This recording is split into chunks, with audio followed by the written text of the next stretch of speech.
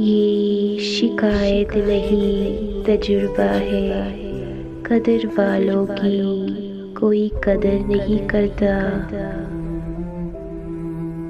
अल्फाज से भी कई ज्यादा दूसरे बंदे की बेहसी तकलीफ देती है। दुनिया में अक्सर लोगों की वफा वहाँ तक होती है जहाँ तक उनका मतलब होता है।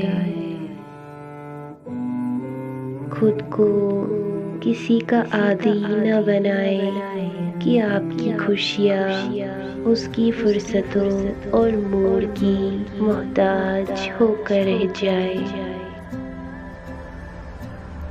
सच्चे रिश्ते कुछ नहीं मांगते सिवाय वक्त और एहसास के।